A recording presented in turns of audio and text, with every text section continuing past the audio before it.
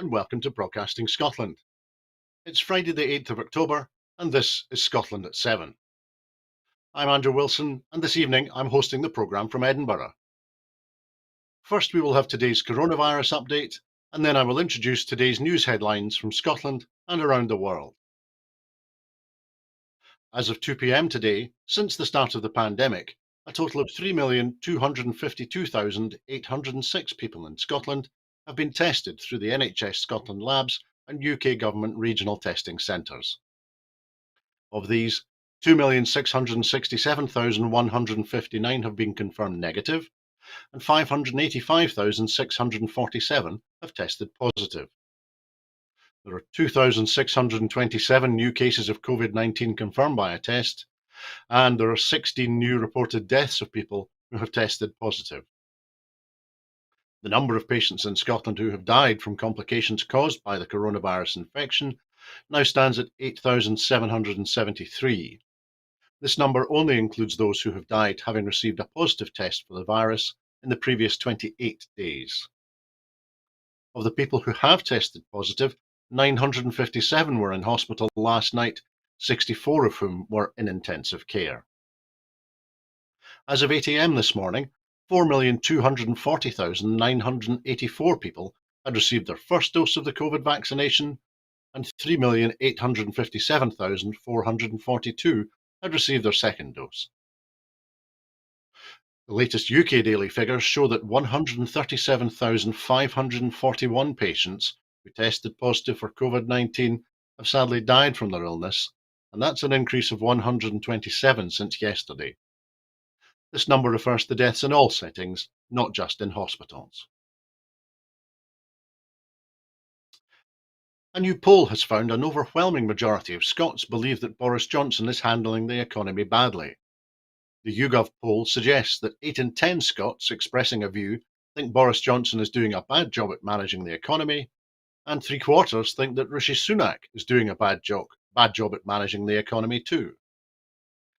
The poll also finds that of those expressing a view, around 3/4 of Scots think the UK economy is in a bad state, while just 9% think it is in a good state. A majority of Scots think the financial situation of their household will get worse over the next 12 months, while only 14% think that it will get better. Around 3/4 of Scots think the UK government is handling the economy badly, compared to just 27% who think it is handling the economy well. More than 3/4 of Scots think that the UK government is handling the issue of taxation badly, compared to just 23% who think it is handling it well. And 3/4 of Scots think the UK government is handling the issue of inflation badly, compared to just 25% who think it is handling it well. Commenting, the SNP's Westminster Deputy Leader, Kirsten Oswald MP, said, "This new poll revealing that an overwhelming majority of Scots believe that Boris Johnson is handling the economy badly, and that the financial situation for households is set to get worse, makes it clear that independence is the only route to properly protect Scotland's interests and to secure a fair and strong recovery from the pandemic." Senior health officials who wargamed the impact of a coronavirus hitting the UK warned 4 years before the onset of COVID-19 of the need for stockpiles of PPE, a computerised contact tracing system, and screening for foreign travellers, according to a report in The Guardian.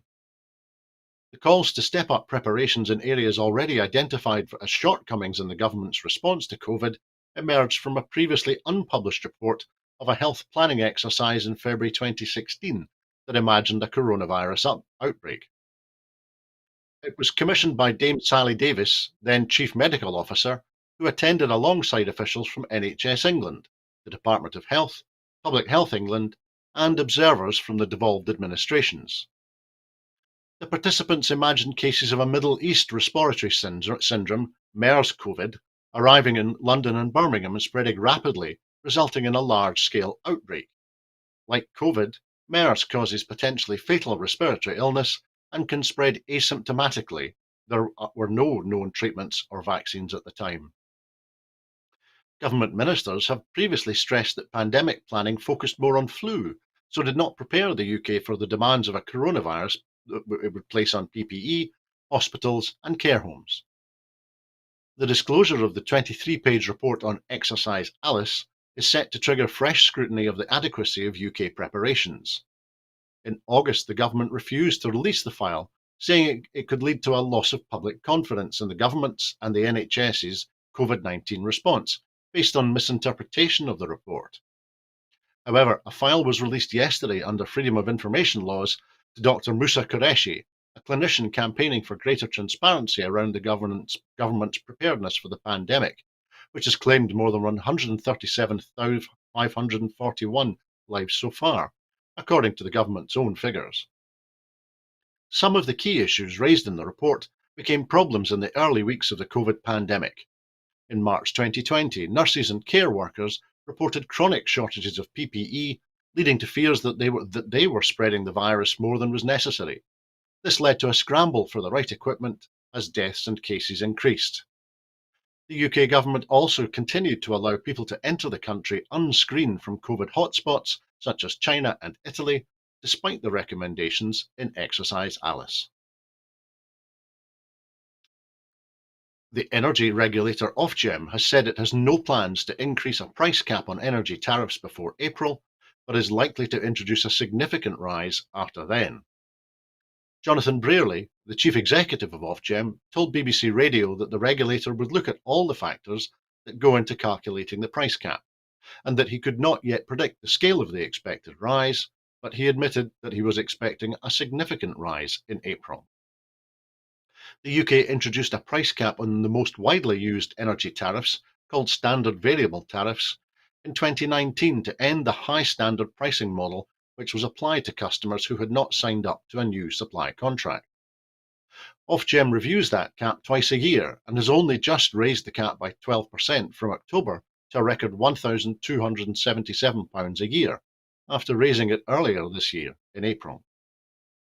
Analysts are forecasting that bills could rise by £400 or more next year if wholesale prices continue to rise. Standard variable tariffs were typically among the more expensive rates, and consumers were advised to switch to cheaper tariffs. However, consumer groups now say they are among the cheapest as small suppliers fail and there are no longer cheaper deals available. Brearley has warned that more UK energy suppliers could go bust because of continued high wholesale energy prices. UK wholesale gas prices have surged as much as 400% or more this year. An SNP MP is to join members of Parliament from around the world in Rome for a two-day event to discuss key priorities and challenges ahead of the COP26 summit in Glasgow. The meetings in Rome will also include an audience with the Pope on Saturday. Chris Law MP, one of only 3 UK delegates and the sole Scottish representative attending, has welcomed the international pre-COP26 parliamentary meeting, which will provide a platform for discussing how to advance parliamentary action on climate change at national, regional and international levels in the context of COP26. The two-day event will focus on issues including green approaches to COVID-19 recovery, the state of COP26 negotiations, funding global policies for climate, and parliamentary contributions to achieving COP26 goals. Representatives attending also include figures from the Italian Chamber of Deputies, the United Nations, and MPs of the Environment Committees of the invited parliaments. Commenting, the SNP MP Chris Law said, "Collaboration is crucial if we are to effectively tackle the climate crisis facing us. This pre-COP26 Global Parliamentarians meeting will be a vital step towards strengthening international links and seeking to build a common approach." The head of the European Commission has vowed a swift response to a ruling from Poland's top court rejecting the supremacy of EU law, which has thrown relations between Brussels and Warsaw into a crisis. Ursula von der Leyen said she was deeply concerned by yesterday's ruling of the Polish Constitutional Tribunal, which concluded that basic principles of EU law were incompatible with Poland's constitution. Ms von der Leyen said, "I have instructed the Commission's services to analyse it thoroughly and swiftly. On this basis, we will decide on the next steps." While the European Commission is embroiled in a legal dispute with Germany's constitutional court over EU law, this latest ruling from Poland is seen by Brussels as far more serious. Polish judges have rejected the basic principle of EU legal primacy, a core pillar of the bloc's legal order that all member states sign up to on joining. The Polish ruling rejects significant articles of the EU treaties, including that member states will take appropriate measures to fulfil their obligations under EU law. Politicians and legal scholars have described the move as a legal Polexit that jeopardises Poland's access to EU funds and the rights of its largely pro-EU population and businesses.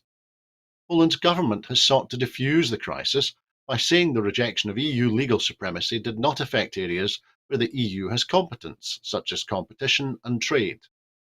But the political standoff is underscored as the judgment was requested by Poland's Prime Minister, Mateusz Morawiecki, who argued that Poland's EU membership since 2004 did not give EU law supremacy. Officials in Brussels despair that they have no interlocutor in Poland, as the two sides clash over a range of issues from the rule of law to LGBTQ rights and Poland's handling of asylum seekers at its border with Belarus. EU officials think that Morawiecki has backed himself into a corner with no easy way out between the demands of EU law and satisfying hardliners in his party.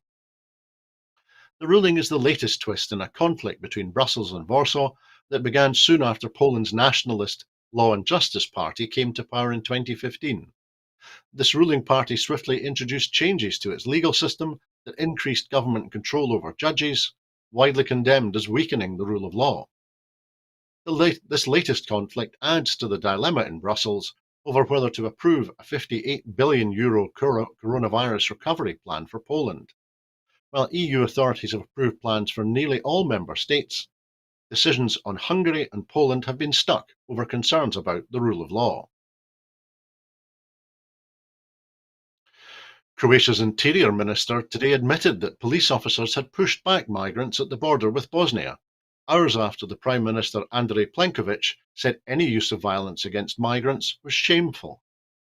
The state news agency HINA quoted Davor Bozinovic as saying he expected more details soon from the National Police Chief following an investigation into an incident in June.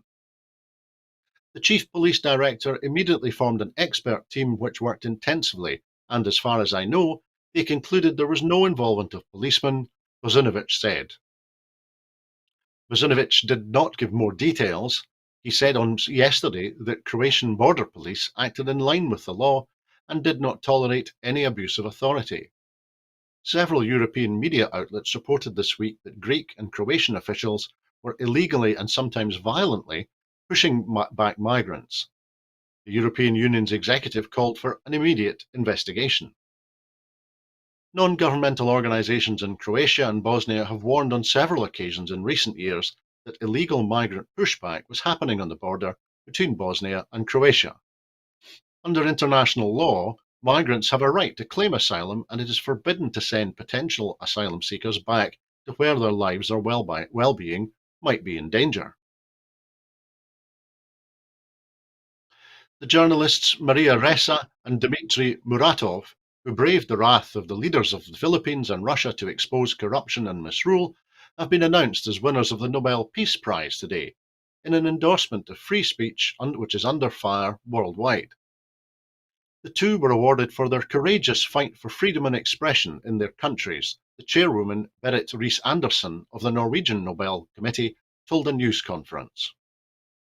Ms. Reiss-Andersen said, "At the same time, they are representatives of all journalists who stand up for this ideal in a world in which democracy and freedom of the press face increasingly adverse conditions," adding, "Free, independent and fact-based journalism serves to protect against abuse of power, lies and war propaganda."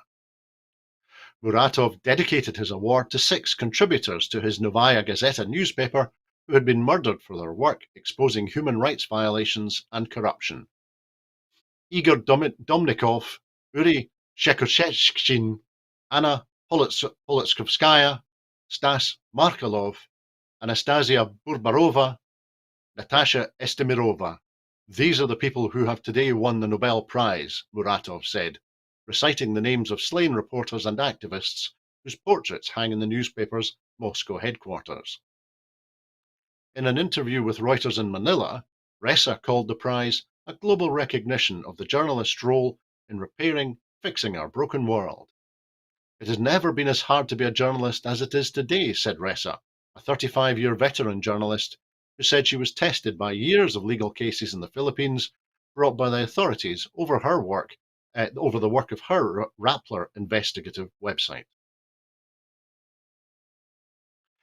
Health boards and local authorities will develop wide-ranging plans to help ensure good quality, locally sourced and produced food is practical every day as a reality for everyone under new legislation. The Good Food Nation Bill will ensure Scottish ministers and a range of public bodies will produce Good Food Nation plans to support social and economic well-being, the environment, health and economic development.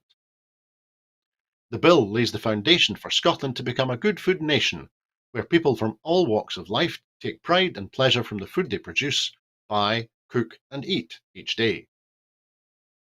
The Rural Affairs Secretary, Mary Gudgeon, said that the Scottish Government is committed to ensuring everyone in Scotland has access to healthy, nutritious fare, and that businesses and public kitchens commit to producing, selling and serving good food.